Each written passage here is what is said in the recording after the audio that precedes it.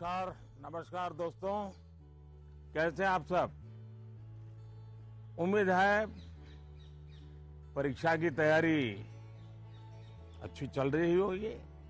ये परीक्षा पे चर्चा का पहला वर्चुअल एडिशन है। अब जानते हैं हम पिछले 1 साल से कोरोना के बीच जी रहे हैं और उसके कारण हर किसी को नया नया इनोवेशन करना पड़ रहा है। मुझे भी आप लोगों से मिलने का मोह इस बार छोड़ना पड़ रहा है और मुझे भी एक नए फॉर्मेट में आपके बीच आना पड़ रहा है और आपसे रूबरू न मिलना, आपके चेहरे की खुशी न देखना, आपका उमंग और उत्साह न अनुभव करना, ये अपने आप में मेरे लिए बहुत बड़ा लॉस है। लेकिन फिर भी परीक्षा तो है ही है, आप है, मैं हूं, परीक्षा है, तो फिर अच्छा ही है कि हम परीक्षा पे चर्चा कंटिन्यू करेंगे और इस साल भी ब्रेक नहीं लेंगे। अभी हम अपनी बातचीत का सिलसिला शुरू करने जा रहे हैं। एक बात मैं शुरू में जरूर देशवासियों को भी बताना चाहता हूं और गार्डियंस को बताना चाहता हूं, टीचर्स को बताना चाहता हूं, ये परीक्षा पे चर्चा है, लेकिन सिर्फ परीक्षा की ही चर्चा नहीं है। बहुत कुछ बातें हो सकती हैं।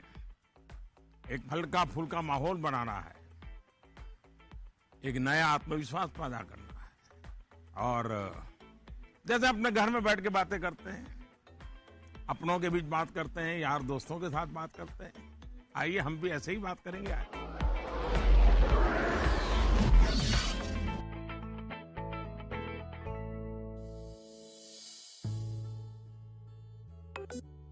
नमस्कार ऑनरेबल पीएम सर। नमस्कार नमस्कार। मेरा नाम एन पल्लवी है। मैं 9वीं कक्षा पढ़ रही हूँ।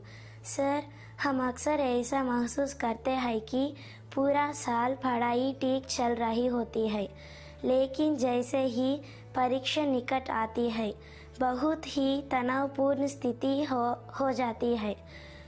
कृपया इसके लिए कोई उपाय बताइए सर। बहुत धन्यवाद सर। धन्यवाद पल्लवी। मुझे बताया गया है कि इसी तरह का और भी एक सवाल है। सादर अभिनंदन आदरणीय प्रधानमंत्री जी। मेरा नाम अर्पण पांडे है। मैं global Indian international school Kuala Lumpur Malaysia में 12वीं कक्षा का छात्र हूँ। मैं आपसे अपनी भावी भविष्य की सफलता हेतु एक प्रश्न के उत्तर की आकांक्षा करता हूँ और आशा करता हूँ कि आप इसमें मेरा मार्गदर्शन करेंगे। मेरा प्रश्न है, परीक्षा की तैयारी के दौरान हमारे मन में आने वाले भय और तनाव से हम कैसे उभरे, कि क्या होगा अगर अच्छे अंक और अच्छा कॉलेज मिलेगा या नहीं। धन्यवाद। पल्लवी, अर्पण, देखिए आप जब ये फियर की, डर की बात करते हैं तो मुझे भी डर लग जाता है। अरे ऐसी कौन सी बात है जिसके लिए डरना चाहिए? क्या पहली बार एग्जाम देने जा रहे हो क्या पहले कभी एग्जाम दी नहीं?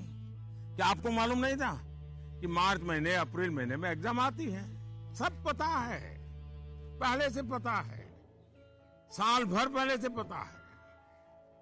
अचानक तो नहीं आया है, और जो अचानक नहीं आया है,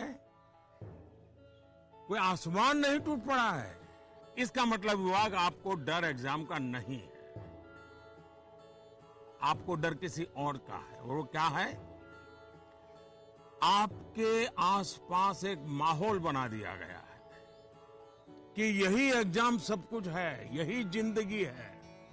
और इसके लिए पूरा सामाजिक वातावरण, कभी कभी स्कूल का वातावरण भी, कभी कभी माँ बाप भी, कभी अपने रिश्तेदार भी एक ऐसा माहौल बना देते हैं, ऐसी चर्चा करते हैं कि जैसे कोई बहुत बड़ी घटना से आपको गुजरना है, बहुत बड़े संकट से गुजरना है। मैं उन सब से कहना चाहूंगा, खास करके मैं पेरेंट्स से कहना चाहता हूं, आपने क्या करके रख दिया है? मैं समझता हूं कि ये सबसे बड़ी गलती है। हम आवश्यकता से अधिक ओवर कॉन्शियस हो जाते हैं, हम थोड़े ज्यादा ही सोचने लग जाते हैं, और इसलिए मैं समझता हूं कि जिंदगी में ये कोई आखिरी मुकाम नहीं है। ये जिंदगी बहुत लंबी है, बहुत पड़ाव आते हैं। एक छोटा सा पड़ाव है, हमें दबाव नहीं बनाना चाहिए। चाहे टीचर हो, स्टूडेंट हो, परिवारजन हो, यार दोस्त हो, अगर बाहर का दबाव कम हो गया, खत्म हो गया, तो एग्जाम का दबाव कभी महसूस नहीं होगा। कॉन्फिडेंस फलेगा, फूलेगा, प्रेशर रिलीज हो जाएगा, डिक्रीज हो जाएगा, और बच्चों को घर में सहज तनाव मुक्त जीना चाहिए। छोटी मोटी हल्की फुल्की बातें जो रोज करते थे वैसी करनी चाहिए। देखिए दोस्तों, पहले क्या होता था, पहले माँ बाप बच्चों के साथ ज्यादा इन्वॉल्व रहते थे और सहज भी रहते थे और कई विषयों पर इन्वॉल्व रहते थे। आज जो भी इन्वॉल्व रहते हैं वो ज्यादातर कैरियर, एग्जाम, पढ़ाई, किताब, सिलेबस, मैं उसको सिर्फ इन्वॉल्वमेंट नहीं मानता हूं। और इससे इन्हें अपने बच्चों के असली सामर्थ्य का पता नहीं होता है। अगर माँ बाप ज्यादा इन्वॉल्व है तो बच्चों की रुचि, प्रकृति, प्रवृत्ति, इस सबको अच्छी तरह समझते हैं और जो कमियां हैं उन कमियों को समझ करके उसको भरने की कोशिश करते हैं, और उसके कारण बालक का कॉन्फिडेंस लेवल बढ़ता है। उसकी स्ट्रेंथ माँ बाप को पता है, उसकी वीकनेसेस माँ बाप को पता है, और उसके कारण माँ बाप समझते हैं कि ऐसे समय वीकनेसेस को बाजू में करो, स्ट्रेंथ को जितना बल दे सकते हो दो। लेकिन आज कुछ माँ बाप इतने व्यस्त हैं कि उन्हें बच्चों के साथ रियल सेंस में इन्वॉल्व होने का समय ही नहीं मिलता। इसका परिणाम क्या होता है? आज बच्चे के सामर्थ्य का पता लगाने के लिए पेरेंट्स को एग्जाम के रिजल्ट का शीट देखना पड़ता है, और इसलिए बच्चों का आकलन भी बच्चों के रिजल्ट तक ही सीमित हो गया है। मार्क्स के परे भी बच्चे में कई ऐसी चीजें होती हैं जिन्हें पेरेंट्स मार्क ही नहीं कर पाते हैं। साथियों, हमारे यहां एग्जाम के लिए एक शब्द है कसौटी। मतलब खुद को कसना है। ऐसा नहीं है एग्जाम आखिरी मौका है, बल्कि एग्जाम तो एक प्रकार से एक लंबी जिंदगी जीने के लिए अपने आप को कसने का उत्तम अवसर है, एक अपॉर्चुनिटी है। समस्या तब होती है जब हम एग्जाम को ही जैसे जीवन के सपनों का अंत मान लेते हैं, जीवन मरण का प्रश्न बना देते हैं। दरअसल एग्जाम जीवन को गढ़ने का एक अवसर है, एक अपॉर्चुनिटी है, एक मौका है। उसे उसी रूप में लेना चाहिए। एक्चुअली हमें अपने आप को कसौटी पर कसने के मौके खोजते ही रहना चाहिए, ताकि हम और बेहतर कर सकें। हमें भागना नहीं चाहिए। आइए दोस्तों, अगले सवाल की तरफ बढ़ते हैं। माननीय प्रधानमंत्री जी, नमस्कार। मेरा नाम पुण्य सुन्या है। मैं कक्षा 11वीं की छात्र हूँ। मेरे विद्यालय का नाम विवेकानंद केंद्र विद्यालय निर्जुली, डिस्ट्रिक्ट पापुमपारे, स्टेट अरुणाचल प्रदेश है। माननीय प्रधानमंत्री जी, कुछ सब्जेक्ट्स और कुछ चैप्टर्स है जिनको लेकर मैं सहज नहीं हूँ, उनसे पीछा छुड़ाने में लगी रहती हूँ। मैं चाहे कितनी भी कोशिश क्यों ना करूँ, मैं उन्हें पढ़ नहीं पाती हूँ। शायद ये इसलिए होता है क्योंकि मुझे उनसे डर लगता है। सर, इस स्थिति को कैसे दूर किया जा सकता है? धन्यवाद सर।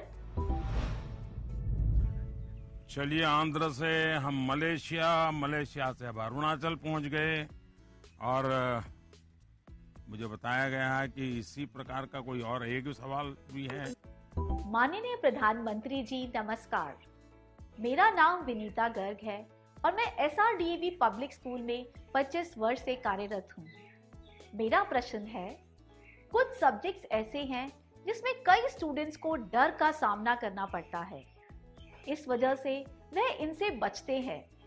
इसके बारे में इतिहास या गणित जैसे विषयों के शिक्षक अच्छी तरह से समझ सकते हैं। टीचर के तौर पर इस स्थिति को और बेहतर बनाने के लिए हम क्या कर सकते हैं? ये कुछ अलग प्रकार का ही विषय मेरे सामने आया। मैं कोशिश करूंगा कि स्टूडेंट्स के मन को छू सकूं और टीचर्स की बात पर गौर के साथ कुछ समाधान बता सकूं। आप दोनों ने किसी खास सब्जेक्ट या चैप्टर से डर की बात कही है। आप लोग अकेले नहीं हैं जिनको इस स्थिति का सामना करना पड़ता हो। हकीकत तो यह है कि दुनिया में एक भी इंसान ऐसा नहीं मिलेगा जिसके ऊपर ये बात लागू न होती हो।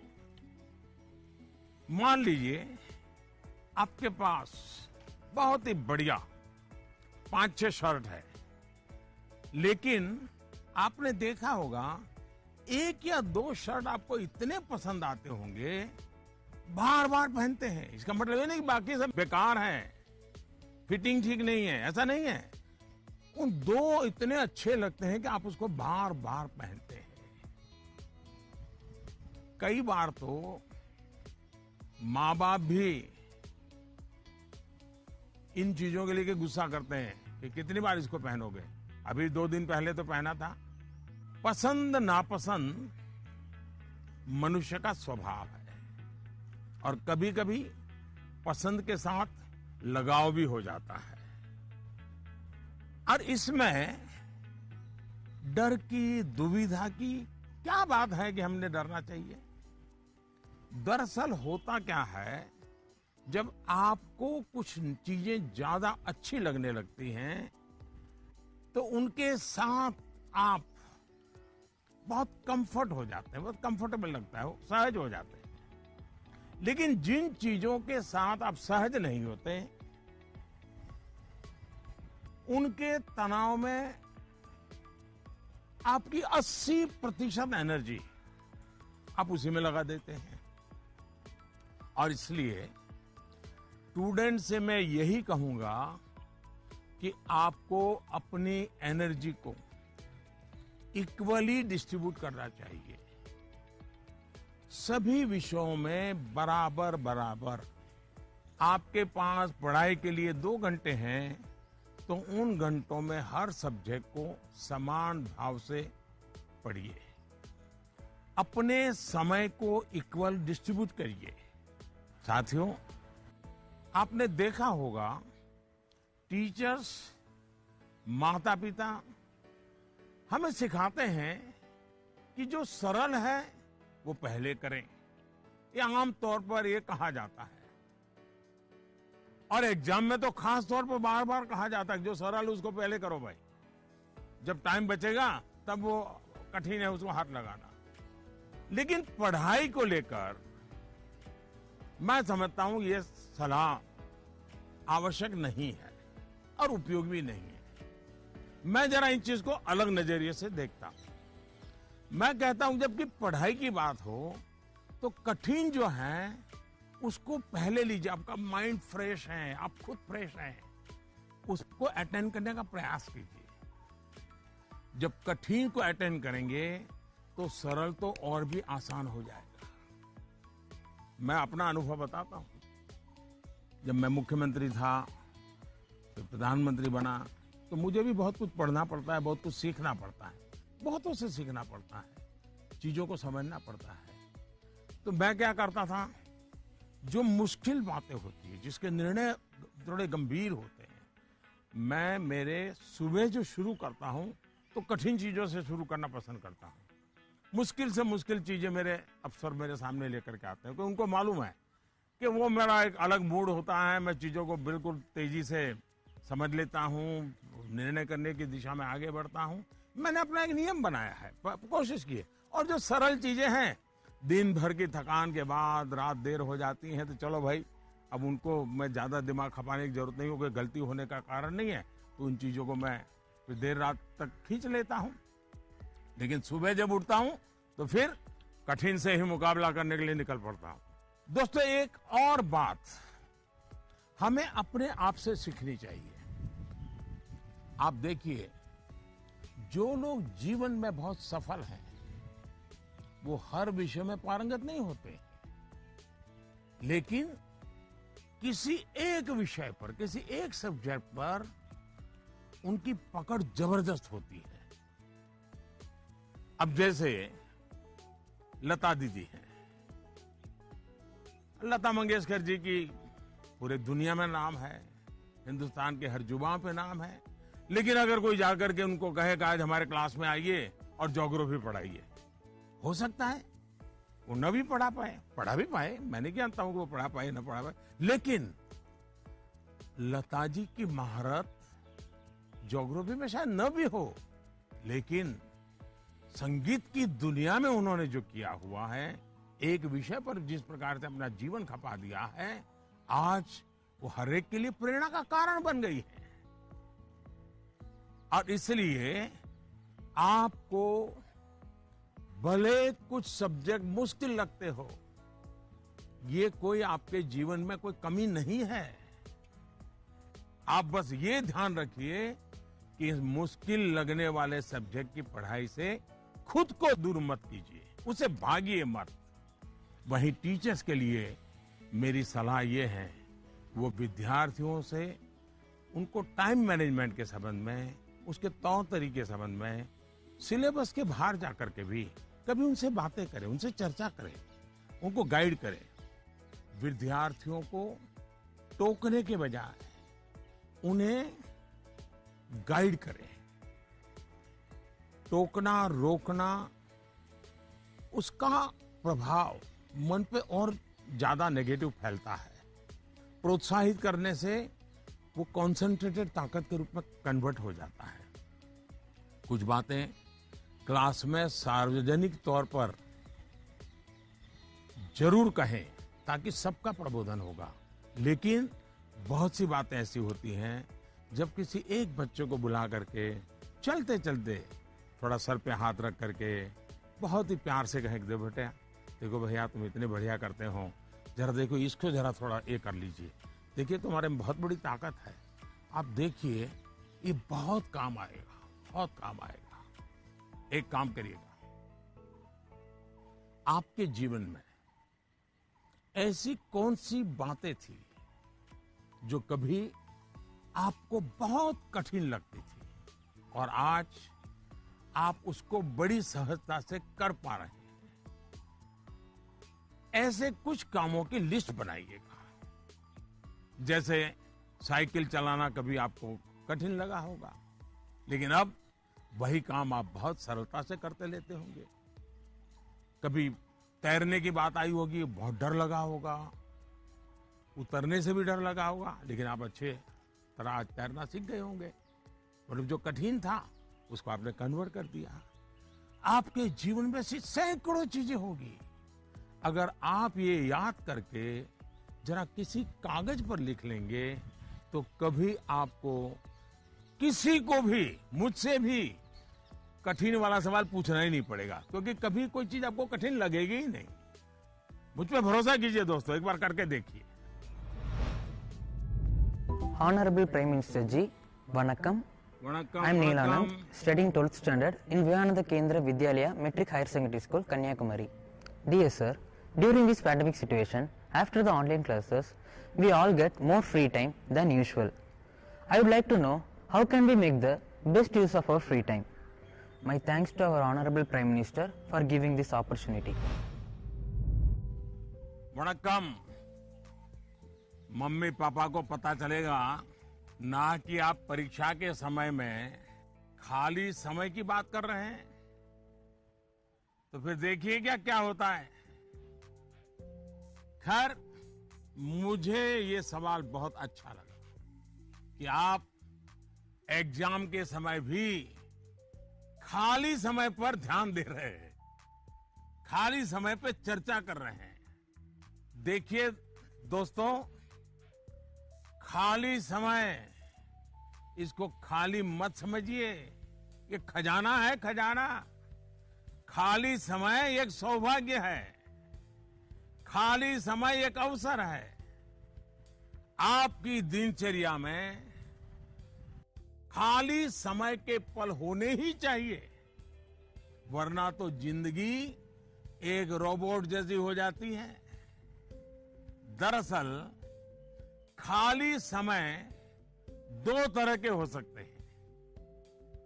एक जो आपको सुबह से ही पता है कि आज आप 3 से 4 बजे तक फ्री हैं, या आने वाले रविवार को आप आधा दिन फ्री हैं, या आप 4 तारीख को छुट्टी है, आप दोपहर तक आपके पास कोई काम नहीं, आपको पता है।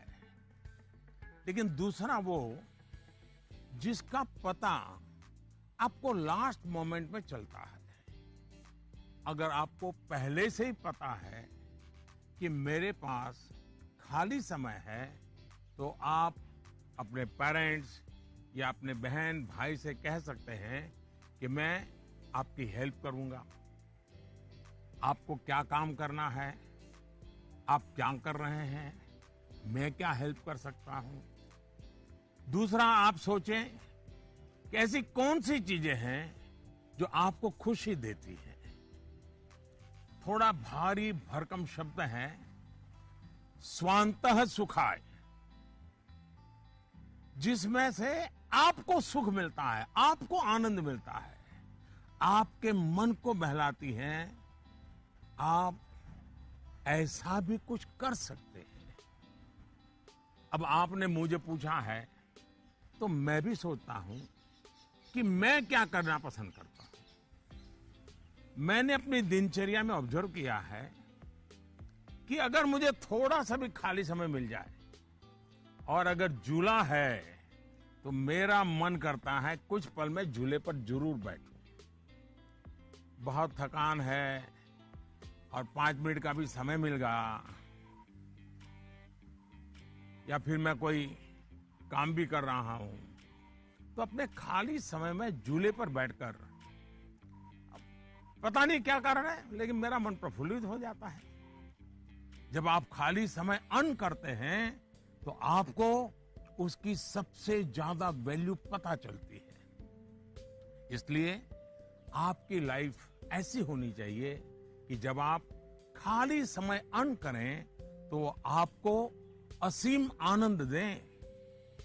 यहां यह भी ध्यान रखने की जरूरत है कि खाली समय में किन चीजों से बचना चाहिए, नहीं तो वही चीज सारा समय खा जाएगी, पता भी नहीं चलेगा, और अंत में रिफ्रेश रिलैक्स होने के बजाय आप तंग आ जाएंगे, थकान महसूस करने लगेंगे। एक और मुझे लगता है कि खाली समय में हमें अपनी क्यूरियोसिटी, जिज्ञासा बढ़ाने की और ऐसी कौन सी चीजें हम कर सकते हैं जो शायद बहुत प्रोडक्टिव हो जाएगी। आपकी माँ या पिता अगर खाना बना रहे हैं, उसे ऑब्जर्व कीजिए।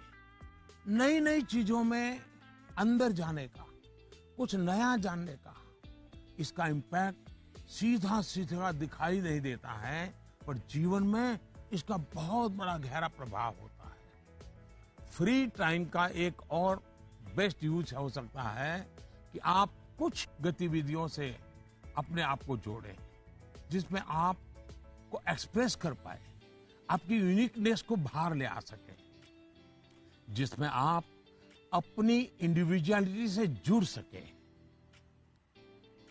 ऐसा करने के बहुत से तरीके हैं, और आप भी ऐसे बहुत से तरीके जानते हैं। स्पोर्ट्स हैं, म्यूजिक है, राइटिंग है, पेंटिंग है, स्टोरी राइटिंग है, आप बहुत कुछ कर सकते हैं।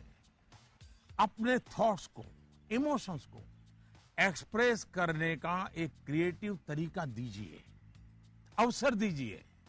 नॉलेज का दायरा कई बार वहीं तक सीमित होता है जो आपको उपलब्ध है, जो आपके आसपास है, लेकिन क्रिएटिविटी का दायरा नॉलेज से भी बहुत दूर तक आपको ले जाता है, बहुत विस्तार के फलक पर ले जाता है।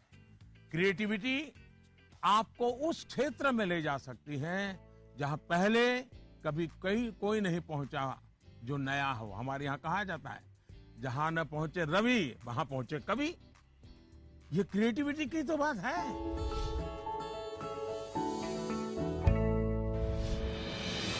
With the world's largest COVID vaccination drive, India is leading the way. As the vaccine reaches every corner of the nation, do not forget the mantra, Dawai bhi, Kadai bhi. Let's continue our fight against COVID-19. Vaccination along with social distancing, sanitization and masks. Mask up, India! Put your mask on and cover your nose and be safe. Mask up, India.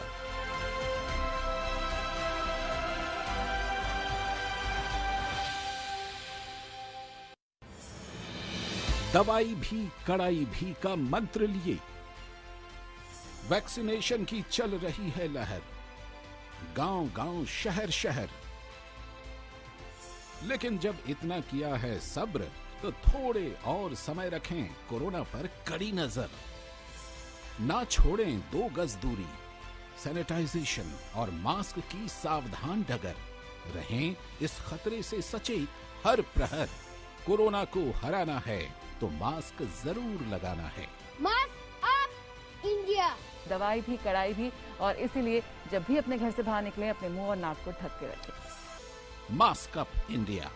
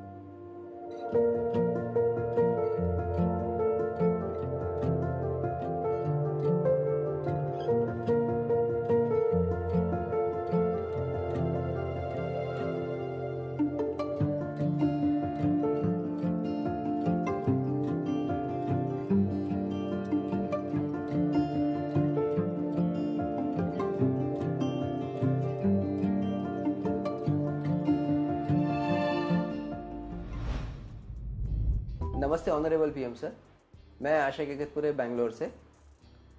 मेरा सवाल आपसे ये है कि बच्चों को good values सिखाने का सबसे अच्छा तरीका क्या है? धन्यवाद। मुझे एक सवाल जो आया है वो नमो ऐप पर आया है। उसका विजुअल मेरे पास नहीं है, लेकिन मुझे वो सवाल अच्छा लगा, इसलिए मुझे लगता है कि मैं जरूर आपसे शेयर करूं। पटना से सवाल है, प्रवीण कुमार ने पूछा है, सर आज माँ बाप के लिए बच्चे बड़े करना थोड़ा मुश्किल हो गया है। कारण है आज का जमाना और आज के बच्चे।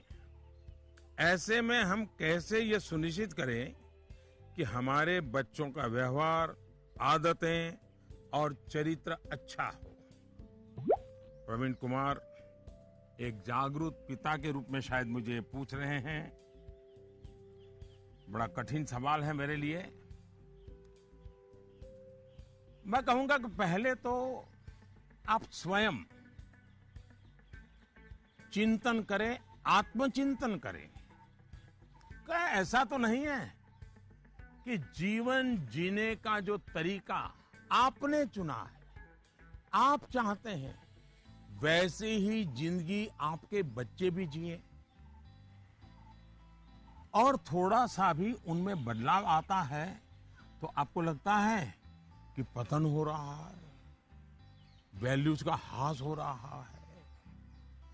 मुझे बराबर याद है, एक बार मैं स्टार्टअप से जुड़े हुए नौजवानों से मैंने एक समारोह किया, तो बंगाल की एक बेटी जिसने स्टार्टअप शुरू किया है अपनी पूरी कैरियर छोड़ करके, तो उसने अपना अनुभव बताया, वो मुझे हमेशा याद रहता है।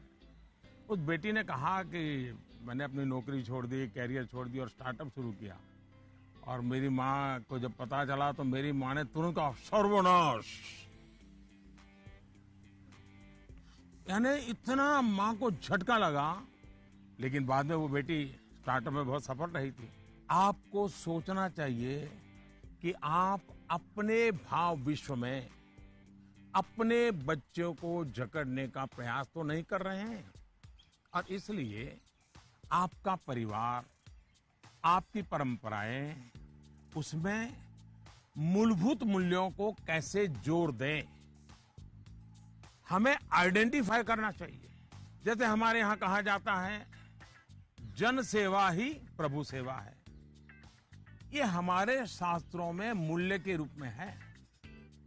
लेकिन आपके घर में पूजा पाठ तो बहुत होती है, दुनिया को दिखता है कि आप बहुत धार्मिक हैं, रिचुअल से भरा जीवन है, लेकिन आप जनसेवा में कहीं नजर नहीं आते हैं।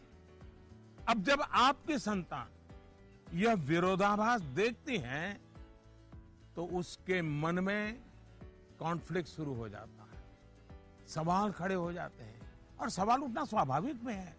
उसी प्रकार से भी हमारे मूल्य हैं कि जीव मात्र से परमात्मा का वास है। उसी प्रकार से हम सबकी मान्यता है और हमें यह सिखाया गया है, हमारे जीवन मूल्य के रूप में प्रस्थापित हो चुका है, और हमारी सोच है कि जीव मात्र में परमात्मा का वास है। लेकिन आपके घर में जो काम करने आते हैं, झाड़ू पोछा लगाने आते हैं, लिफ्ट चलाने वाला होता है, आपको स्कूल में छोड़ने वाला ऑटो रिक्शा ड्राइवर है, क्या कभी आपने उनसे उनके सुख दुख की चिंता और चर्चा की है? क्या कभी आपने पूछा वे आपके परिवार में तो किसी को कोरोना नहीं हुआ है ना, आपके परिवार के तो सब सुखी है ना, आप जिस गांव से आए हो उस गांव में तो सब ठीक है ना? क्या आपने कभी पूछा है? अगर आप ऐसा करते तो आपको अपने बच्चे को मूल्य नहीं सिखाने पड़ते। मैं आप पर सवाल नहीं खड़े कर रहा, एक सामान्य व्यवहार की बात कर रहा। कुछ लोग वाकई ऐसा नहीं करते। बच्चे का बर्थडे होता है, बहुत सारी तैयारियां होती हैं, कितने लोग अपने घर में काम करने वालों से कहते हैं कि जो भी काम करना है 5 बजे तक पूरा कर दो, 6 बजे जब मेहमान आना शुरू हो जाएंगे तब तुम भी हमारे परिवार के मेहमान के रूप में कपड़े पहन करके, अच्छे कपड़े पहन करके परिवार के सबको लेकर के आ जाना। आप देखिए आप उनसे क्या कहते हैं। आज घर में बहुत से मेहमान जाने वाले हैं, देर तक रुकना पड़ेगा। आप ऐसा कहने के बजाय क्या कहते हैं, देखो कल बहुत मेहमान आने वाले हैं, बहुत काम है, तुम घर बता के आ जाना, देर से आऊंगा, देर से आऊंगी। यानी आपका बच्चा देख रहा है कि इतना बड़ा उत्सव है घर में, लेकिन वो जो मेरे लिए मेहनत करते हैं दिन रात, वो तो इसमें हिस्सेदार ही नहीं है। और तभी उस बच्चे के मन में टकराव शुरू होता है। मैं आपको एक और उदाहरण देता हूं। हम कहते हैं बेटा बेटी एक समान, ये मूल्य है हमारे यहां देव रूप की जो कल्पना की गई है उसमें स्त्री भगवान का उतना ही महत्व है। लेकिन हमारे घर के वातावरण में बेटे और बेटी के बीच जाने अनजाने में जो ट्रीटमेंट किया जाता है उसमें असमानता होती है। उसके बाद जब वही बेटा समाज जीवन में जाता है तो उसके द्वारा नारी समानता में कुछ न कुछ कमी की संभावना बन ही जाती है। ये सही है कि परिवार के संस्कार अच्छे होते हैं तो बुराइयां हावी नहीं होती हैं, लेकिन 19-20 का ही फर्क होता है।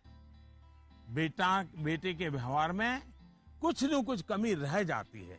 इसलिए हमने जो अपना भाव विश्व बनाया हुआ है वो जब व्यवहार की कसौटी पर खरा नहीं उतरता है तब बच्चों के मन में अंतर्द्वंद शुरू हो जाता है। इसलिए मूल्यों को कभी भी थोपने का प्रयास न करें, मूल्यों को जीकर प्रेरित करने का प्रयास करें। आखिरकार बच्चे बड़े स्मार्ट होते हैं। जो आप कहेंगे उसे वो करेंगे या नहीं करेंगे ये कहना मुश्किल है, लेकिन इस बात की पूरी संभावना होती है कि जो आप कर रहे हैं वो उसे बहुत बारीकी से देखता है और दोहराने के लिए लालायित हो जाता है। और जब आप इन मूल्यों के साथ हमारे इतिहास, हमारे पुराण, हमारे पुरखों की छोटी छोटी बातों को सहजता से जोड़ेंगे तो बच्चे भी प्रेरित होंगे। आचार व्यवहार में उतरना आसान हो जाएगा।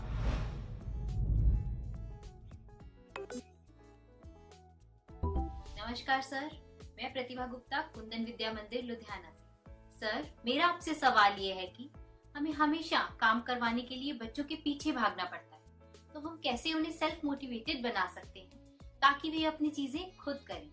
धन्यवाद। आप बुरा न माने तो मैं जरा इस विषय में आपसे अलग राय रखता हूं। मुझे लगता है कि बच्चों के पीछे इसलिए भागना पड़ता है क्योंकि उनकी रफ्तार हमसे ज्यादा है। ये बात सही है कि बच्चों को सिखाने की, बताने की, संस्कार देने की जिम्मेदारी परिवार के सबकी है, लेकिन कई बार बड़े होने के बावजूद हमें भी तो जरा मूल्यांकन करना चाहिए। हम एक सांचा तैयार कर देते हैं और बच्चे को उसमें ढालने की कोशिश करते रहते हैं और समस्या यहीं से शुरू होती है। हम इसे सोशल स्टेटस का सिंबल बना देते हैं। अक्सर माता पिता अपने मन में कुछ लक्ष्य तैयार कर लेते हैं, कुछ पैरामीटर बना लेते हैं और कुछ सपने भी पाल लेते हैं। फिर अपने उन सपनों और लक्ष्यों को पूरा करने का बोझ बच्चों पर डाल देते हैं। हम अपने लक्ष्यों के लिए बच्चों को जाने अनजाने में, माफ करना मुझे, मेरा शब्द कहीं कठोर लगेगा, जाने अनजाने में हम बच्चों को इंस्ट्रूमेंट मानने लगते हैं। और जब बच्चों को उस दिशा में खींचने में विफल हो जाते हैं तो ये कहने लगते हैं कि बच्चों में मोटिवेशन और इंस्पिरेशन की कमी है। किसी को भी मोटिवेट करने का पहला पार्ट है ट्रेनिंग, प्रॉपर ट्रेनिंग। एक बार बच्चे का मन ट्रेन हो जाएगा तब उसके बाद मोटिवेशन का समय शुरू होगा।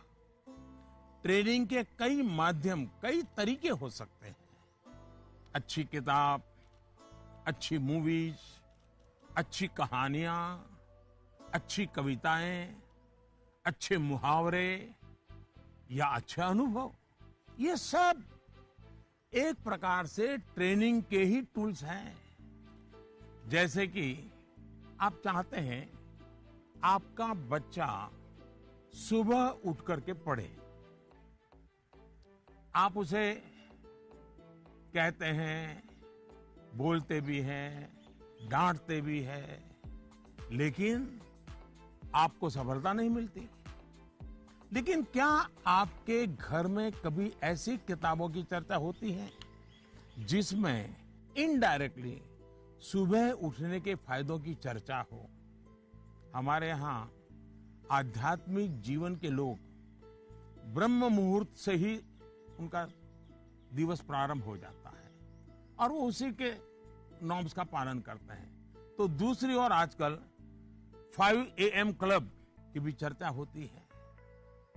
क्या आपने ऐसी किसी किताब की घर में चर्चा की है या कोई ऐसी मूवी या डॉक्यूमेंट्री देखी है जिसमें इस बारे में वैज्ञानिक तरीके से, तर्कबद्ध तरीके से, इमोशंस के साथ बातें बताई गई हो? ये एक बार करके देखिए। सुबह उठने के लिए बच्चे की ट्रेनिंग खुद ही हो जाएगी। एक बार मन ट्रेन हो गया, मन में बच्चा समझ गया कि सुबह उठने का क्या फायदा है, तो फिर वो खुद मोटिवेट होने लगेगा। यही तो एनवायरनमेंट क्रिएशन होता है जिसकी घर में सबसे ज्यादा जरूरत है। आप बच्चे के बचपन का वो समय याद करिए जब आप उसको गोद में लेते थे। मान लीजिए आपकी जेब में पेन है या आपने चश्मा पहना है, बच्चा उसे खींचता है, चश्मा उतारता है, तो आप क्या करते हैं? आप बच्चे को अगर चश्मा वापस लेने की कोशिश करते हैं तो वो रोता है, पेन वापस लेने की कोशिश करते हैं तो रोता है। तो समझदार माँ बाप क्या करते हैं? उसको एक बड़ा बॉल उसके सामने खड़ा कर देते हैं, लेकर के खड़े हो जाते हैं। बच्चा क्या करता है?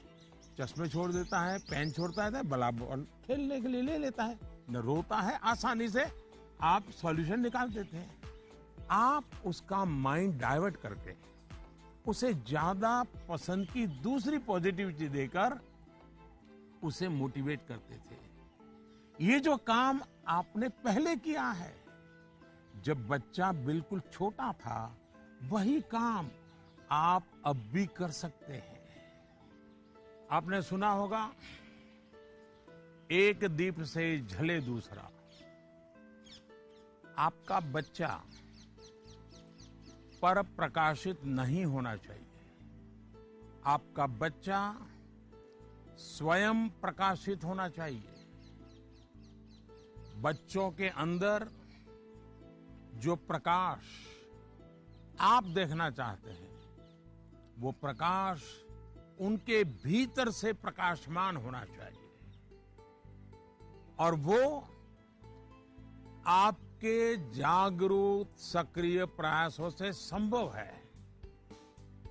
आप अपने एक्शंस में जो बदलाव दिखाएंगे वो बच्चे बहुत बारीकी से ऑब्जर्व करेंगे। यहां एक और बात की ओर मैं आपका ध्यान दिलाऊंगा। बच्चों को कभी भी भय पैदा करके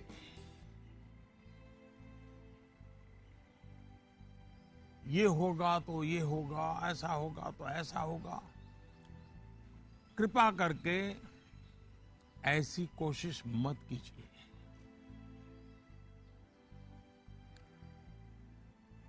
एक प्रकार से वो तरीका लगता तो बहुत आसान है, लेकिन इससे एक तरह से नेगेटिव मोटिवेशन की संभावनाएं बढ़ जाती है। जैसे ही आपने जो हवा खड़ा किया है वो खत्म हो जाता है, बच्चे का मोटिवेशन भी खत्म हो जाता है। और इसलिए पॉजिटिव मोटिवेशन साथ साथ बार बार पॉजिटिव रीइंफोर्समेंट पर बल देते रहना चाहिए। मोटिवेशन का जो मंत्र बच्चों के लिए है, एक प्रकार से वो हम सबके लिए भी है, मनुष्य मात्र के लिए है।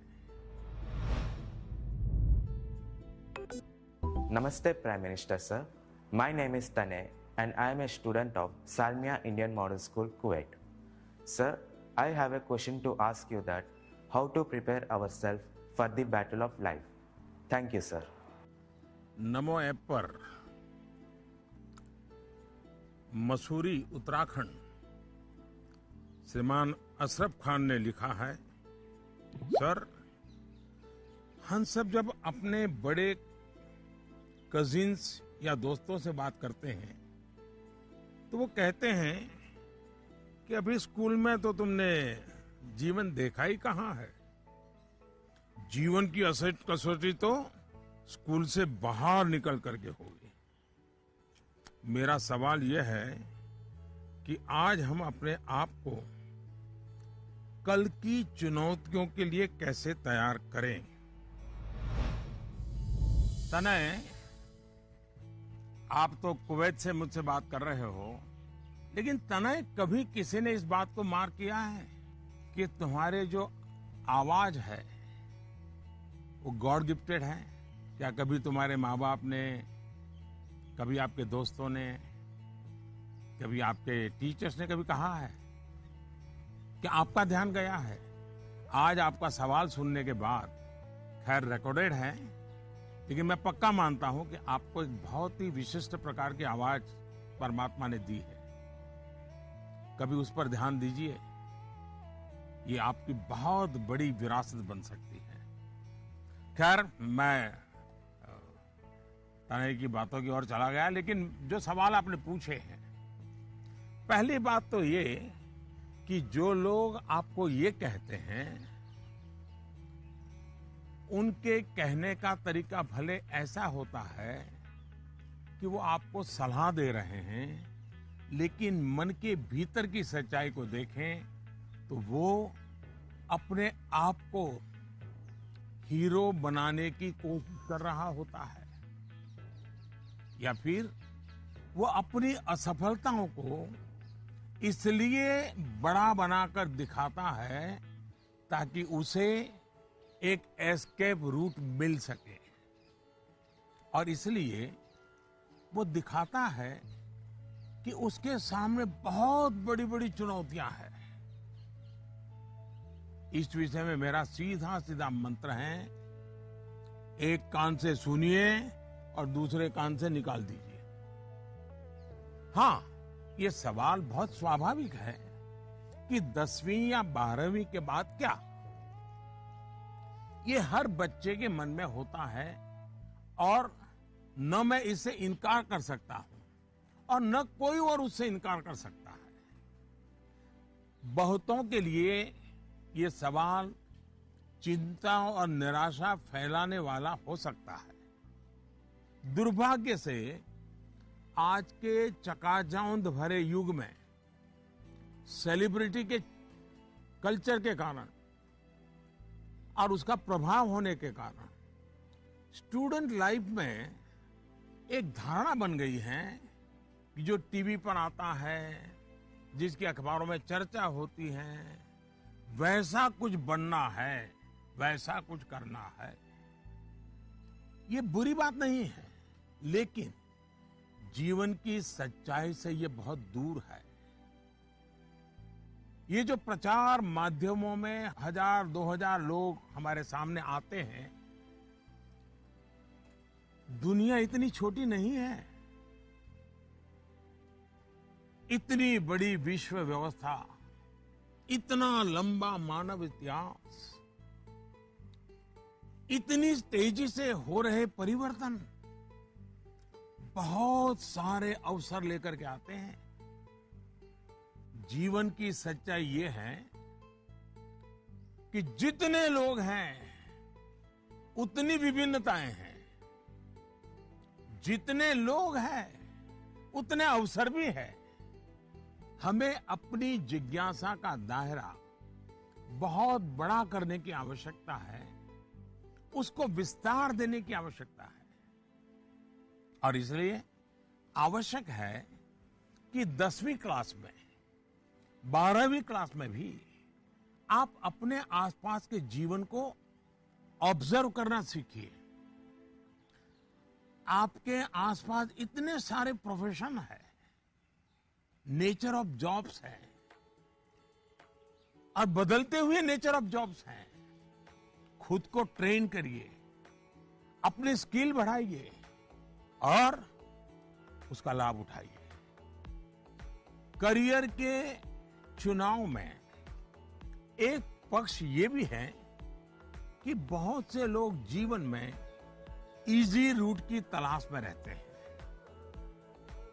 बहुत जल्दी वाहवाही मिल जाए, आर्थिक रूप से बड़ा स्टेटस बन जाए, ये इच्छा ही जीवन में कभी कभी, हर बार नहीं लेकिन कभी कभी अंधकार की शुरुआत भी करने का कारण बन जाती है। फिर ये अवस्था ऐसी होती है जिसमें सपने पालना और देखना जरा अच्छा लगता है। सपनों में खोए रहना अच्छा लगता है। सपने देखना अच्छी बात है, लेकिन सपने को लेकर के बैठे रहना और सपनों के लिए सोते रहना, ये तो सही नहीं है। सपनों से आगे बढ़कर अपने सपनों को पाने का संकल्प, ये बहुत महत्वपूर्ण है। आपको सोचना चाहिए कि आपका वो कौन सा एक सपना है जिसे आप अपने जीवन का संकल्प बनाना चाहेंगे। जैसे ही आप ये संकल्प ले लेंगे, आपको आगे का रास्ता भी उतना ही साफ दिखाई देने लगेगा। माननीय प्रधानमंत्री जी प्रणाम। माफ करिएगा, मेरा सवाल परीक्षा पे आधारित नहीं है, पर कृपया करके आप इस पे हंसिएगा नहीं। आजकल के बच्चे प्रॉपर खाना नहीं खाना चाहते। सारा टाइम चिप्स, चॉकलेट और जंक पे उनका ध्यान रहता है। आप कृपया करके हमें ये बताइए कि हमें इसके बारे में क्या करना चाहिए। इसी प्रकार के कुछ और सवाल भी मेरे साथ हैं, और ये नरेंद्र मोदी ऐप पर छत्तीसगढ़ रायपुर से सुनीता पॉल जी ने लिखा है, सर हमारे बच्चों को हम जो टिफिन में देते हैं वे उस चीज को खाते नहीं और हमेशा फास्ट फूड खाने की जिद करते हैं। कृपया इस मुद्दे पर हमारा मार्गदर्शन करें। मैं समझ नहीं पा रहा हूं कि मैं ये सारे सवाल सुनकर के मुस्कुराऊं या जोरों से हंस पड़ूं। अगर इस मुद्दे पर हम मनोवैज्ञानिक तरीके से आगे बढ़े तो शायद इसका समाधान आसान हो जाएगा। हमारी जो ट्रेडिशनल खाने की चीजें हैं, मनोवैज्ञानिक रूप से उनके प्रति हम सहज रूप से गौरव का भाव पैदा करें। उसकी जो विशेषता है उसकी बात करें। खाना पकाने की हमारी जो प्रक्रिया है, किचन की जो एक्टिविटी है, वो घर के बाकी सदस्यों को पता होनी चाहिए कि कितनी मेहनत करने के बाद खाना पकता है। बच्चों के सामने भी ये सारी बातें चर्चा में लानी चाहिए। कैसे खाना पकता है, कितनी देर लगती है, कितने इंग्रेडिएंट्स होते हैं, उन्हें महसूस होगा कि आखिर कितनी मेहनत का काम होता है और तब जाकर के मेरी थाली भरती है। दूसरा, आज के जमाने में खाने पीने की बहुत सारी वेबसाइट है। हेल्दी फूड की भी कोई कमी नहीं है। क्या हम इनसे भी जानकारियां जुटाकर ऐसी चीजों को लेकर कोई गेम डेवलप कर सकते हैं जो हम हफ्ते में एक बार खेल सकें? जैसे गाजर है, कैरेट, उसके इंपॉर्टेंस पर हम बोलें, उसके क्या फायदे होते हैं, क्या लाभ होते हैं, क्या न्यूट्रिएंट्स होते हैं, ऐसा करके देखें। दूसरा, हम सबके घर में जो फैमिली डॉक्टर हैं, वो डॉक्टर एक प्रकार से मित्र होते हैं। जब कभी उनका घर आना हो तो उनकी बातें पूरा परिवार सुने कि किस प्रकार के खाने का क्या महत्व है, न्यूट्रिएंट्स कहां से मिलते हैं, क्या खाना चाहिए, वो बता सकते हैं कि आपके घर में क्या प्रॉब्लम हेरिडिटरी है और उनसे बचने के लिए क्या खाना आवश्यक है। इससे भी बच्चों को फायदा होगा। तीसरा, आप टीचर से रिक्वेस्ट कर सकते हैं कि आप बच्चों में ये क्या आपको तकलीफ हो रही है, खास करके खाने के विषय में, टीचर को समझाइए, टीचर को विश्वास में लीजिए। अब देखिए, टीचर बड़ी कुशलता से कथा कहते कहते, बात करते करते, हंसी मजाक में उसके दिमाग में भर देगा कि ये क्यों करना चाहिए। और टीचर के कहने का बच्चों पर अलग ही असर होता है। हमें भी कुछ कुछ नए एक्सपेरिमेंट करते रहना चाहिए। मैंने काफी ऐसे उदाहरण देखे हैं जहां परिवार में ट्रेडिशनल खाना ही बच्चों को मॉडर्न रंग रूप में बनाकर दिया जाता है, तो उससे बच्चों में भी उसको लेकर एक स्वाभाविक आकर्षण पैदा होता है। खैर, ये मेरे सिलेबस के बाहर का विषय है, लेकिन हो सकता है शायद मेरी कुछ बातें काम आ जाए आपको।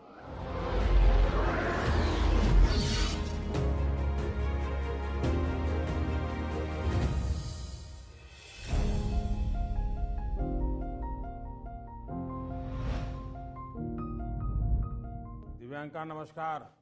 दिव्यांका क्या पढ़ती हो? जी सर, मैं कॉमर्स की छात्रा हूँ। और पुष्कर की ही रहने वाली हो? जी सर। तो पुष्कर की कोई पवित्र चीज का मुझे वर्णन करोगी? क्या है पुष्कर की विशेषता? पुष्कर में एकमात्र ब्रह्मा मंदिर है। हाँ। और जो पुष्कर राज है वह 68 तीर्थों का गुरु है। अच्छा, ब्रह्मा का क्या रोल रहा है? जी, उन्होंने पृथ्वी को क्रिएट किया है।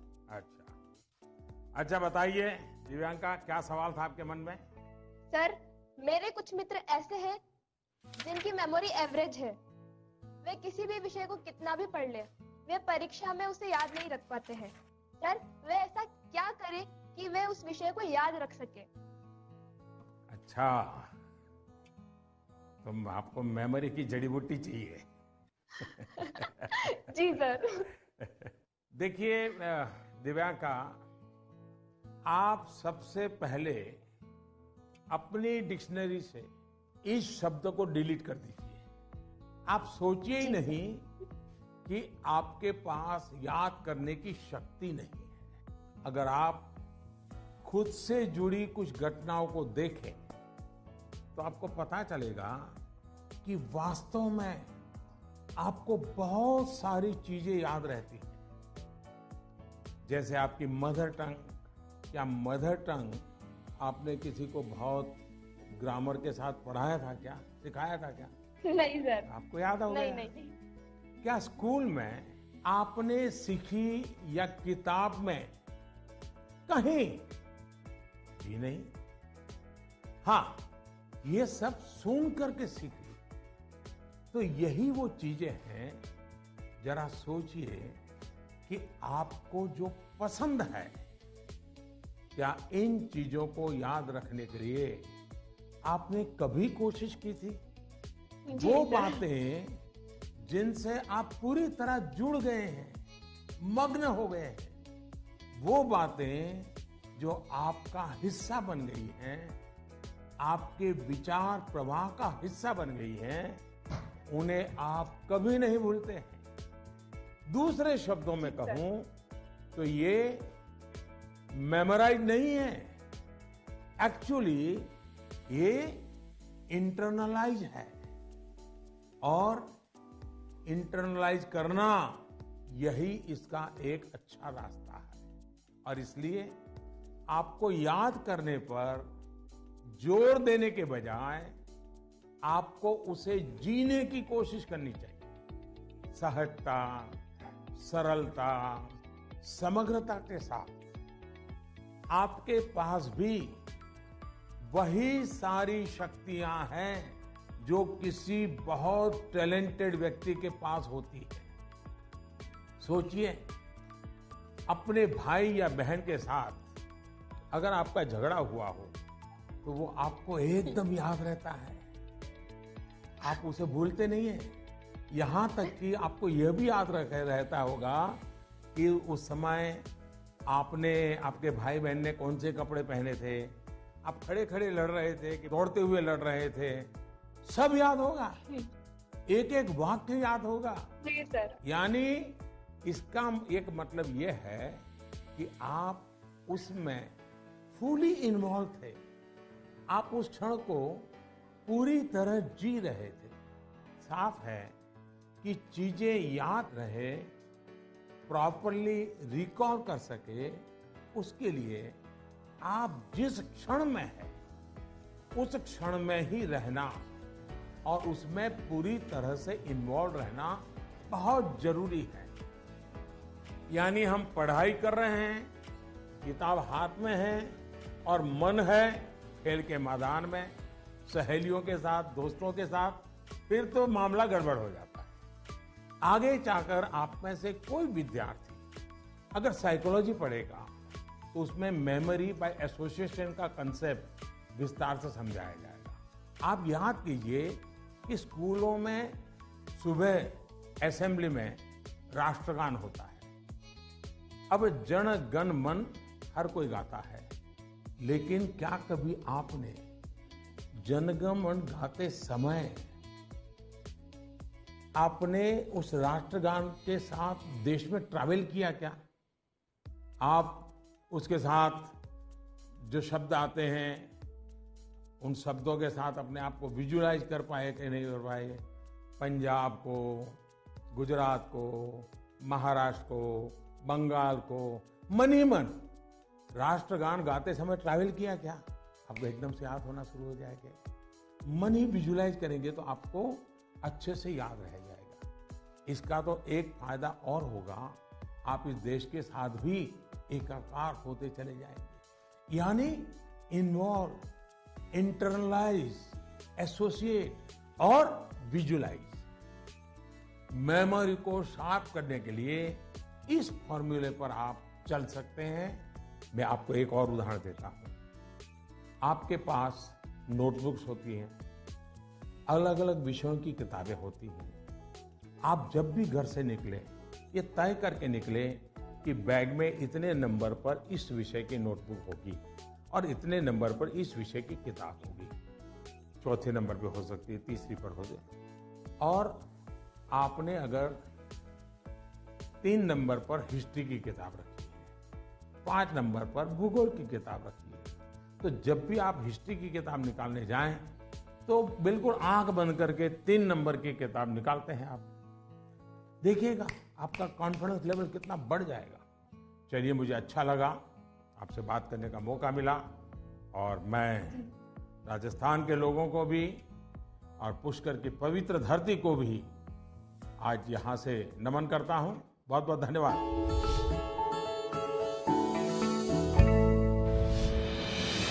With the world's largest COVID vaccination drive, India is leading the way. As the vaccine reaches every corner of the nation, do not forget the mantra, Dawai bhi, Kadai bhi. Let's continue our fight against COVID-19.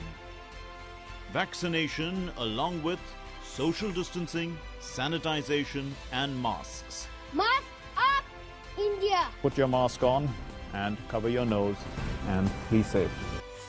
Mask up, India.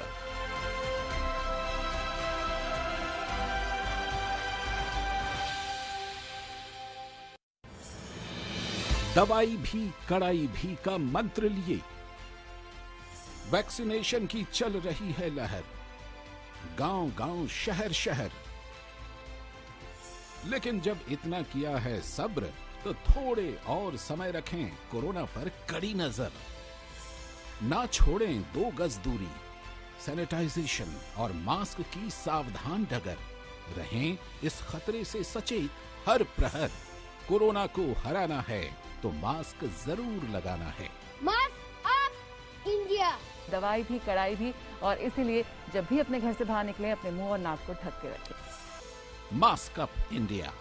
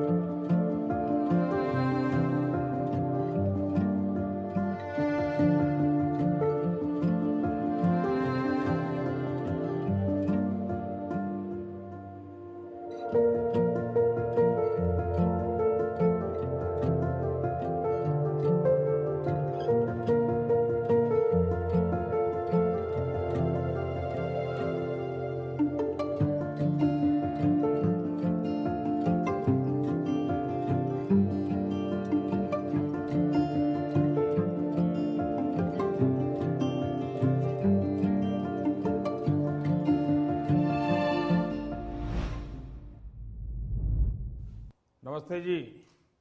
नमस्कार sir. हाँ बताइए।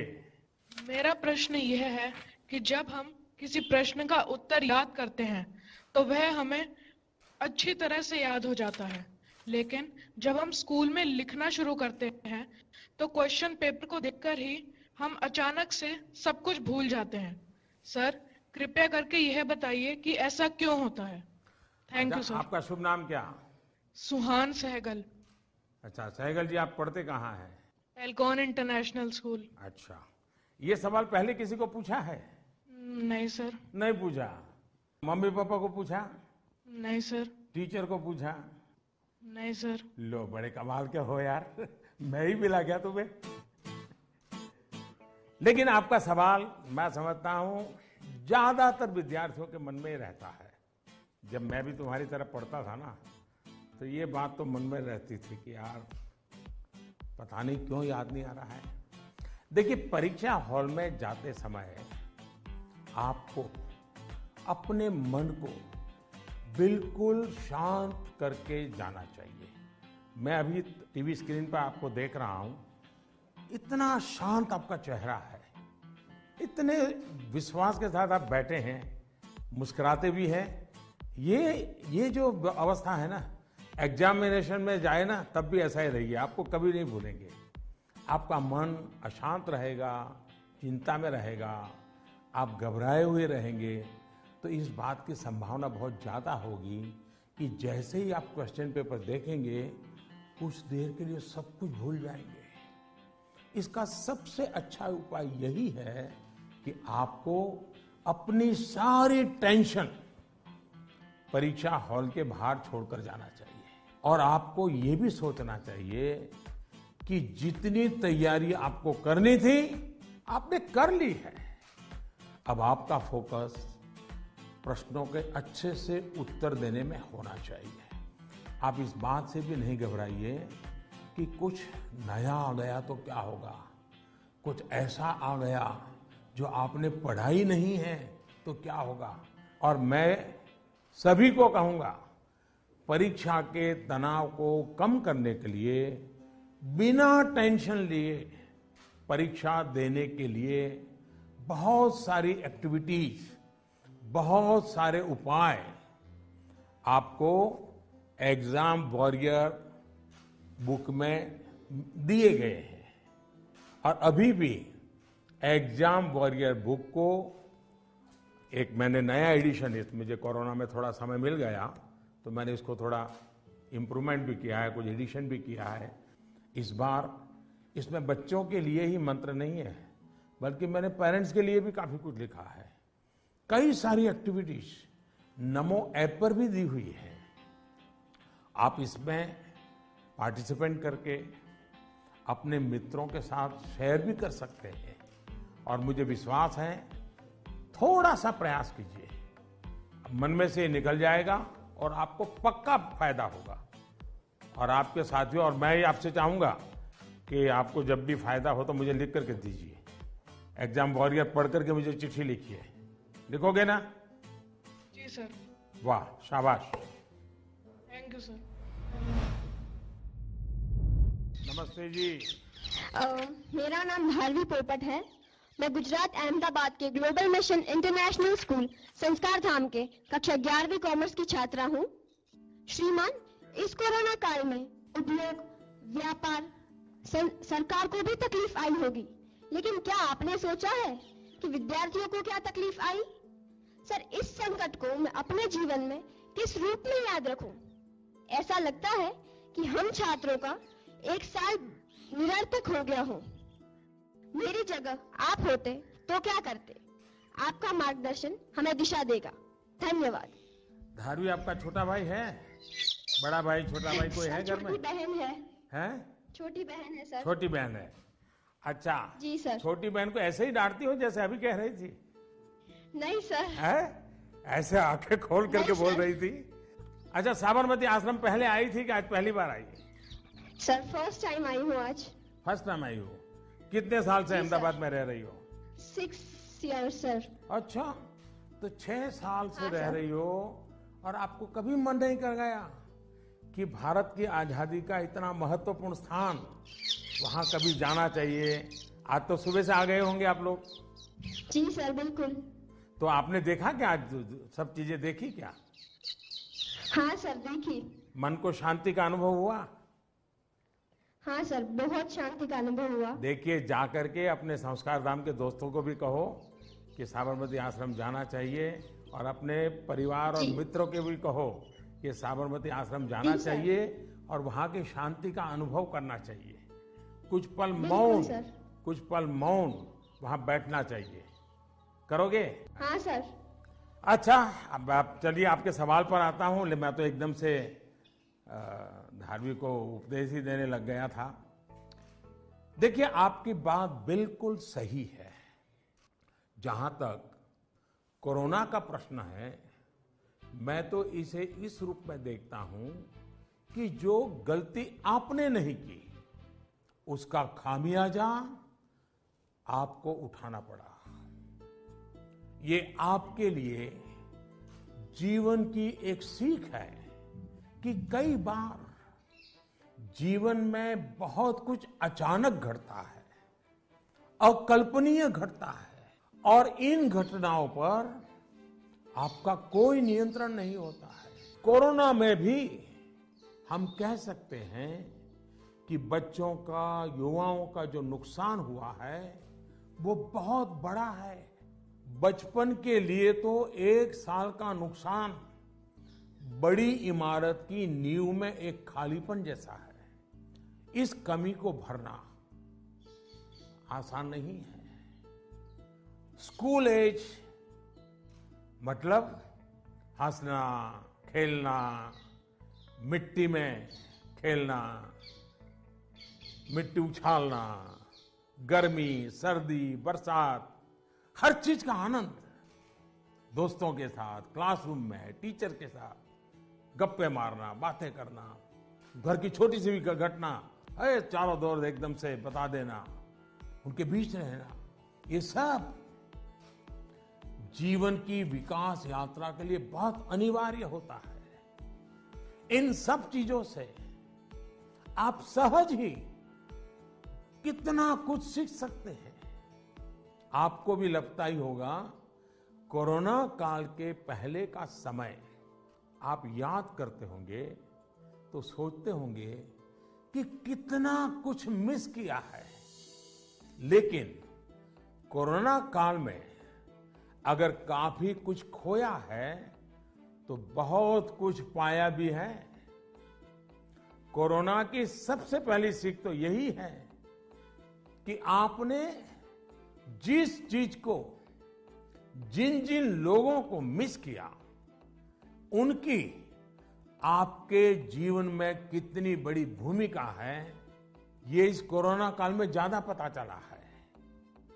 आपको इस बात का एहसास हुआ कि किसी को भी फॉर ग्रांटेड नहीं लेना चाहिए।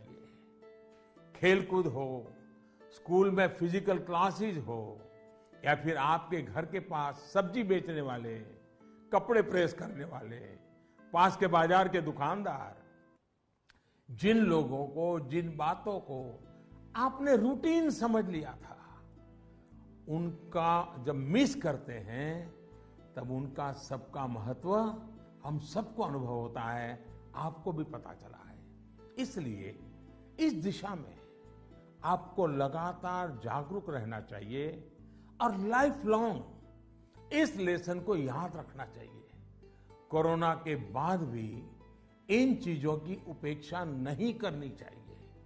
वहीं आपको यह भी याद रहना चाहिए, जीवन को सच्चे अर्थ में जीने के लिए कितनी कम चीजों की जरूरत होती है। दूसरा, इस एक साल में आपको कहीं ना कहीं जाने अनजाने में आपको खुद के भीतर झोंकने का, खुद को जानने का एक अवसर भी मिला होगा। कोरोना काल में एक और बात ये भी हुई है कि हमने अपने परिवार में एक दूसरे को ज्यादा नजदीकी से समझा है। कोरोना ने सोशल डिस्टेंसिंग के लिए मजबूर किया, लेकिन परिवारों में इमोशनल बॉन्डिंग को भी इसने मजबूत किया है। कोरोना काल ने यह भी दिखाया है कि एक संयुक्त परिवार की ताकत क्या होती है, घर के बच्चों के जीवन निर्माण में उनका कितना रोल होता है। मैं चाहूंगा कि सोशल साइंस के लोग, हमारी यूनिवर्सिटीज इस पर रिसर्च करें, कोरोना काल के फैमिली लाइफ पर स्टडी करें, कैसे इस संकट से मुकाबला करने में संयुक्त परिवार ने समाज को ताकत दी। इस पहलू को खंगाले। कोरोना आने के बाद ये जो आयुर्वेदिक काढ़ा, पौष्टिक भोजन, साफ सफाई, इम्यूनिटी, ऐसे अनेक महत्वपूर्ण विषयों पर हम सबका ध्यान गया है। इन सब के लिए लोगों ने जो जो किया, वो अगर पहले से करते आ रहे होते तो शायद परेशानी इससे भी कम होती।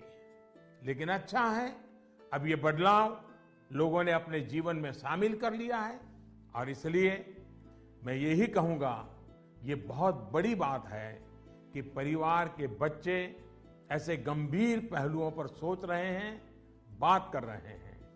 धन्यवाद बेटा, धन्यवाद। नमस्कार। माननीय प्रधानमंत्री महोदय, সকলো অসমবাসী ৰাইজৰ ফালৰ পৰা মই অভিনন্দন জ্ঞাপন কৰিলোঁ। माननीय प्रधानमंत्री महोदय, मैं क्रिस्टी सैकिया केंद्र विद्यालय IIT गुवाहाटी की 10वीं कक्षा की छात्रा हूँ और समस्त असमवासियों की ओर से आपको प्रणाम। सर, नई पीढ़ी की एक बच्चे के तौर पर हम अपने पेरेंट्स और अपने बीच की जनरेशन गैप को हमेशा कम करना चाहते हैं। तो प्राइम मिनिस्टर साहब, हम ये किस प्रकार कर सकते हैं? कृपया अपने मार्गदर्शन दीजिए। क्या नाम बताया बेटा? Sir, Christy Saikia. इतनी बढ़िया हिंदी कैसे बोल लेती हो? धन्यवाद सर। चलिए, आपका सवाल तो बहुत अच्छा है। एक विद्यार्थी के रूप में आपने जो सवाल पूछा है, उसके लिए मैं आपकी बहुत सराहना करता हूं। ये बताता है कि आप उस मुद्दे को लेकर कितने संवेदनशील हैं। आप न केवल इस विषय को समझ रहे हैं, बल्कि दो पीढ़ियों के बीच जनरेशन गैप कम हो, इसका भी प्रयास कर रहे हैं। लेकिन मुझे पेरेंट्स से इस विषय पर बात करनी है। एक बात जो पेरेंट्स को डिसाइड करनी है, क्या वो बुढ़ापे की ओर जाना चाहते हैं या फिर अपनी उम्र कम करना चाहते हैं। और आप भी बेटा अपने मम्मी पापा को जरूर ये सवाल पूछना, अगर पेरेंट्स बुढ़ापे की तरफ जाना चाहते हैं तो बेशक अपने बच्चों के साथ डिस्टेंस बना ले, गैप बढ़ाते रहें।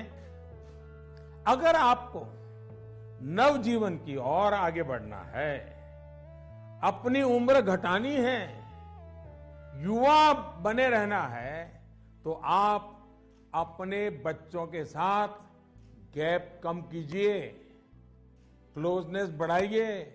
ये आपके फायदे वाला है। आप याद करिए, जब आपका बच्चा 1 साल की उम्र का था तो आप उसके साथ कैसे बातें करते थे? तब आप उसे हंसाने के लिए कैसी कैसी आवाजें निकालते थे? आप अपने चेहरे के भांति भांति के एक्सप्रेशन बनाकर कैसे उससे बात करते थे? ऐसा करते हुए क्या कभी आपने सोचा कि कोई देखेगा तो क्या कहेगा? कभी आपने सोचा कि लोग आपको ऐसा करते हुए देखेंगे तो ये कहेंगे ये कैसे चेहरे बना रहा है, कैसी आवाज निकाल रहा है? क्या कभी उस समय आपने ये सोचा कि आपके बच्चे के मन में क्या चल रहा होगा? आपको उस समय आनंद आया, इसलिए आपने ये किया। आपने किसी की परवाह नहीं की, यानी आप सब कुछ छोड़कर खुद एक बच्चे बन गए। बच्चे से खेलने के लिए आप खुद खिलौना बन गए और बच्चे के खिलौनों से भी उतना ही चाव से खेले। आप याद करिए, कभी आप घोड़ा बने होंगे, कभी बच्चे को पीठ पर बिठाकर चले होंगे, कभी कंधे पर बिठाकर घर भर घूमे होंगे, कभी 4 पैर करके चले होंगे। बच्चा रोया होगा तो उसे चुप कराने के लिए आप भी जुट-मुट कर रोए होंगे। तब आपको कोई फर्क नहीं पड़ता था कि देखने वाला क्या कहेगा, घर के बाकी लोग क्या कहेंगे, समाज क्या कहेगा, दोस्त क्या कहेगा, कुछ नहीं सोचा। क्या कभी सोचा था? आप उसका आनंद लेते हैं और ऐसा बच्चे के 5-6 साल की उम्र तक चलता रहता है। जैसे ही बच्चा थोड़ा बड़ा होता है तो एक लेवल पर मेंटेलिटी ऐसी हो जाती है कि माँ बाप बच्चे को डोमिनेट करना चाहते हैं, बच्चे को हर चीज सिखाना चाहते हैं। अचानक जो दोस्त थे वो दोस्त न रहकर बच्चे के इंस्ट्रक्टर बन जाते हैं और कभी कभी इंस्पेक्टर भी बन जाते हैं। साथियों, बच्चा जब बाहर की दुनिया में पैर रखता है तो बहुत सी बातें ऑब्जर्व करता है। घर में जो देखा था उससे कुछ ज्यादा, कुछ अलग, कुछ नया वो देखने लगता है। उस समय आपकी ये जागरूक जिम्मेदारी है कि उस नए वातावरण में आपका बच्चा और अधिक फले फूले। और इसका उत्तम तरीका है कि आप उसके मन से जुड़े, उसके मन से ही करें और उसकी हर बात को इमोशनली अटैच होकर के सुने। ऐसे नहीं फोन कर रहे हैं और वो बोल रहा है, ऐसा नहीं होना चाहिए। बिल्कुल उसके साथ जुड़िए। आपको जो पसंद नहीं, अगर वो काम आपका बच्चा करके आया है तो उसको डांटिए मत, टोकिए मत, बस सुनते रहिए। सुनते समय उसको लगना चाहिए कि आप उसको कितना प्यार करते हैं। हाँ, लेकिन जो चीज अच्छी नहीं है उसको मन में रजिस्टर करके रखिए। और ये ग्रोइंग एज के बच्चों के लिए करना बहुत जरूरी होता है। आप जितना हो सके उसकी बात सुनिए, उसकी बात समझिए। आप इंस्ट्रक्टर बनकर उसे सुबह से शाम तक क्या करना है ये मत समझाइए। बार बार ये मत पूछिए कि मैंने ये कहा था, क्या क्या किया। बस अपनी आंखें खुली रखिए, कान खुले रखिए, उस पर ध्यान रखिए। उसमें सुधार से जुड़ी जो बातें आपने रजिस्टर की हैं, जो आपको ठीक नहीं लगा उसे ठीक करने के लिए बहुत विचार करके एक एनवायरनमेंट क्रिएट करिए ताकि उसे खुद ही लगे कि वो कहाँ गलत कर रहा है। जब माँ बाप बच्चों के साथ हम उम्र बनकर ही जुड़ते हैं तो कोई इश्यू नहीं होता है। जैसे बच्चा कोई नया गाना सुन रहा है, कोई नया म्यूजिक सुनकर आनंद ले रहा है, तो आप भी उसके साथ उस आनंद में शामिल होने की कोशिश करिए। आप उसको मत कहो कि 30 साल पहले हमारे जमाने में तो वो गाना था, हम वो बजाएंगे। नहीं, ऐसा मत करो। वो जो गाना उसको पसंद है, आप उससे जुड़िए, आनंद लीजिए ना। ये समझने की कोशिश तो करिए कि आखिर ऐसा क्या है उस गाने में कि आपका बच्चा उसे पसंद कर रहा है। लेकिन होता क्या है कि हम देखते हैं ठीक इसी समय कुछ माता पिता ये कहने लगते हैं कि ये क्या बेकार का गाना सुन रहे हो, असली म्यूजिक तो हमारे समय में होता था। अब तो जो बनता है वो सिर्फ शोर शराबा होता है। होता क्या है कि बच्चा आप आकर के आपको कोई बात बताता है। वो बताता है कि आज स्कूल में हमने ये किया, तो कहीं आप अपनी ही कहानी लेकर तो नहीं बैठ जाते हैं कि अरे ये तो ऐसे ही क्या है, क्या नई चीज है, ये तो वैसा ही है। अपने बच्चे के साथ उसकी जनरेशन की बातों में उतनी ही दिलचस्पी दिखाइएगा। आप उसके आनंद में शामिल होंगे तो आप देखिएगा जनरेशन गैप कैसे खत्म हो जाती है और शायद जो बात आप कहना चाह रहे हैं वो उसके समझ में भी आ जाए। और इसलिए जनरेशन गैप को कम करने के लिए बच्चों और बड़ों को एक दूसरे को समझना होगा, खुले मन से गपशप करनी होगी, खुलकर बातें करनी होगी, समझना होगा, सुनना होगा और फिर आपको बदलने की तैयारी भी रखनी होगी। चलिए, असम से इतना बढ़िया सवाल मुझे मिला, जरा मैं लंबा ही जवाब दे गया, लेकिन मुझे अच्छा लगा। बहुत बहुत धन्यवाद बेटा। धन्यवाद सर। Namaste sir. नमस्ते। I am Shreyan Roy of class 10. I study in Central Middle School, Barakpur, Kolkata. Sir, in the exam season, what scares us more is that what happens after exam. What will happen if our result does not come so good? Is failure in examination is actually the failure in our life too? अरे यार, ऐसा कैसे सोचते हो, हैं?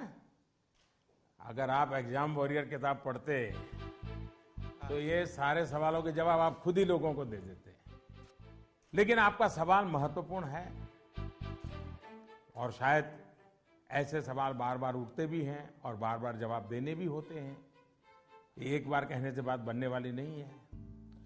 और मैं ये बात पूरे खुले मन से कहना चाहता हूं कि दुर्भाग्य से शिक्षा के क्षेत्र में और पारिवारिक जीवन में सोचने का दायरा इतना सिमट गया है। परीक्षा में आपके जो नंबर आए वो आपकी योग्यता का पैमाना नहीं हो सकते। भारत ही नहीं, दुनिया में आप ऐसे बहुत से सफल लोगों को देखेंगे जो क्लास में नंबरों में भले अच्छे नहीं थे, लेकिन आज वो अपनी फील्ड में सर्वश्रेष्ठ हैं। ये परीक्षा सिर्फ एक पड़ाव है। इस परीक्षा में नंबर कम आने का मतलब ये नहीं होना चाहिए कि आपके जीवन में बहुत बड़ा नुकसान हो गया। हाँ, भविष्य में आपको जिस एक चीज से आपको बचकर रहना चाहिए उसके बारे में मैं आपको जरूर बताऊंगा। एक नई तरह की कुरीति आ रही है समाज में, जिसे हम डेस्टिनेशन फीवर कह सकते हैं। मतलब दूसरे अगर किसी एक डेस्टिनेशन पर हैं तो उन्हें देखकर अपना डायरेक्शन तय करना। आपका कोई रिश्तेदार कहीं जाकर सफल हुआ, आपको लगता है वहां जाकर आप भी सफल हो जाएंगे। कोई असफल हुआ तो आपको लगता है हम भी उसी फील्ड में गए तो असफल हो जाएंगे। हमें लगता है वो स्टूडेंट इस दिशा में गया, इस क्षेत्र में गया, ये बना, उस क्षेत्र में उसने ये नाम कमाया, तो हम भी वही करेंगे, तभी हमारा जीवन सफल होगा। ये सोच सही नहीं है दोस्तों। इसी सोच का परिणाम है कि बहुत से स्टूडेंट्स इतने तनाव में जी रहे हैं। आप जो पढ़ते हैं वो आपके जीवन की सफलता और विफलता का पैमाना सिर्फ यही एकमात्र नहीं हो सकता। आप जो जीवन में करेंगे वो आपकी सफलता और असफलता को तय करेंगे। आप लोगों के प्रेशर, सोसाइटी के प्रेशर, माता पिता के प्रेशर, इन सब से बाहर निकलिए। हमें पोटेंशियल को जानने के लिए मैदान में कूदना ही पड़ता है। मुझे लगता है कि आपको अपना जवाब मिल गया होगा। साथियों, मुझे बहुत अच्छा लगा आप सबसे वर्चुअली मिलने का मुझे मौका मिला। मैं आप सबका बहुत बहुत धन्यवाद करता हूं। वाकई मुझे बहुत आनंद आया।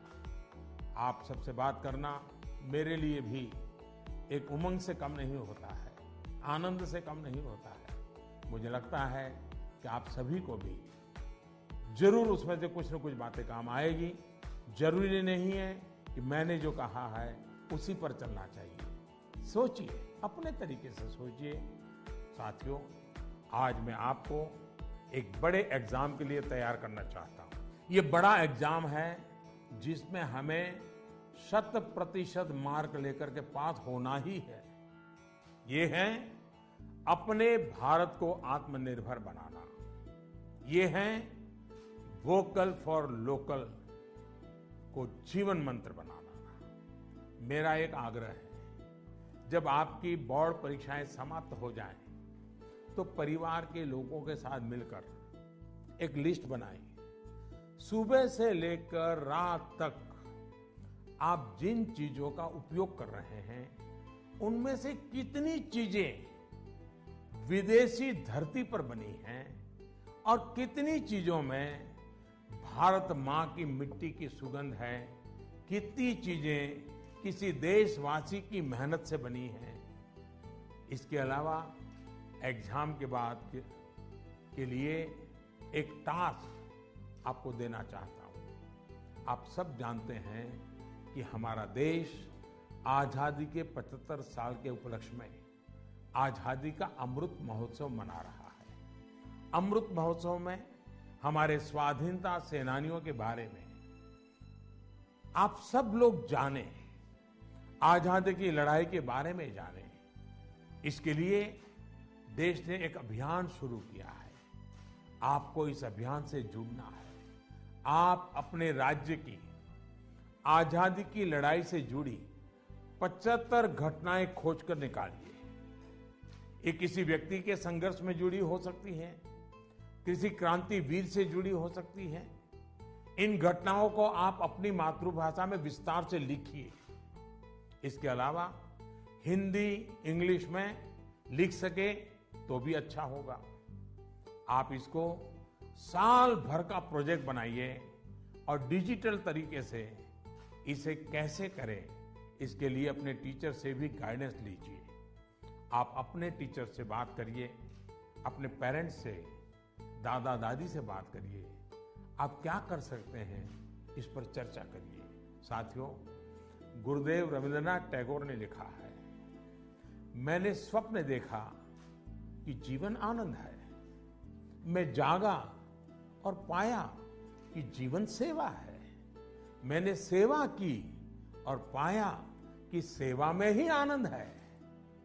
आप खुद भी देखिए, जब हमारी इच्छाएं, हमारे लक्ष्य देश की सेवा से जुड़ जाते हैं, तो हम करोड़ों जीवनों से जुड़ जाते हैं। इसलिए बड़े सपने रखने हैं, देश के लिए सोचना है। मुझे पूरा भरोसा है आप ये एग्जाम बहुत अच्छे मार्क्स से पास करेंगे। उसके बाद जीवन में बहुत आगे जाएंगे। इसलिए खूब पढ़िए, खूब खेलिए, खूब मस्ती करिए। रिजल्ट के बाद मुझे अपने संदेश भी जरूर भेजिएगा, मुझे इंतजार रहेगा। इन्हीं शुभकामनाओं के साथ सभी मेरे युवा साथियों का, नन्हे नन्हे दोस्तों का बहुत बहुत धन्यवाद। अनेक अनेक शुभकामनाएं।